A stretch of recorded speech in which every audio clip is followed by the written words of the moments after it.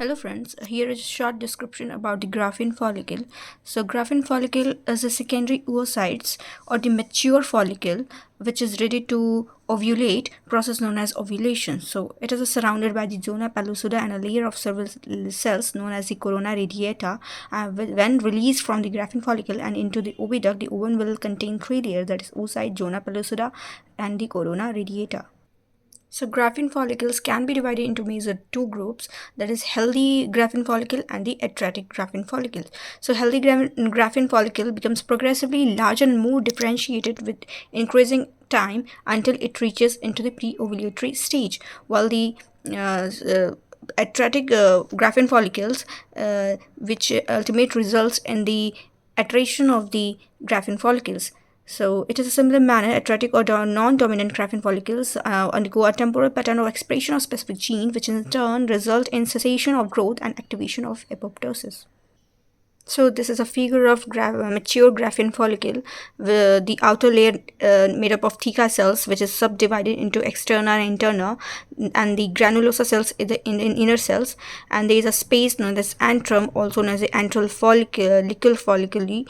The cumulus ovorous cells are present around the corona radiata, which is the outer layer of the ovum, that is oocytes. So Graafian follicles or the mature follicle may be of 2.5 centimeter in diameter, and at the time of the ovulation it protrudes from the surface of the ovary. So ovarian follicle, the steps of the formation of the mature Graafian follicles. The first step is the primordial follicle. So this oogonia proliferate by mitosis, and some of these enlarge and develop into larger cells known as primary oocytes and enter the first meiotic division. So at sexual maturity, a small number of primary oocytes mature each month and complete the first meiotic division to become a secondary oocytes under the influence of the follicular stimulating hormone known as the FSH. So at the primordial stage, the zona pellucida, the formation of the zona pellucida occurs. Then the primary follicles. When the primordial follicle is stimulated, it becomes a primary follicle, and the oocytes enlarge than the follicular cell divides. Eventually, these cells become granulosa cells, which secretes progesterone after ovulation, and the stroma around the follicle develops to form a corpus, a capsule-like theca cells. So next step is the secondary follicle.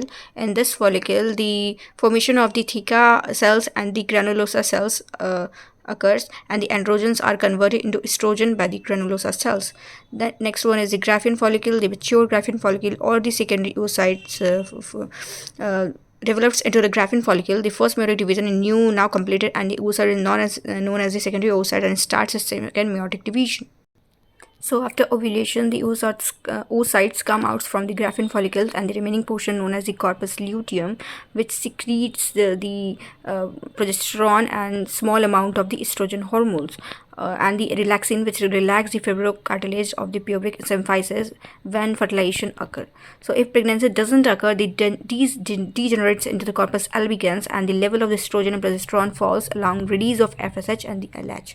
So corpus albicans, the cellular elements of the corpus luteum degenerates, and macrophages phagocytose the dead cells. The fibrous tissues left behind the corpus albicans looks pale. So here is a figure of the ovarian follicle development. So first is the primordial follicle, which is formed from the germinal epithelium of the ovary.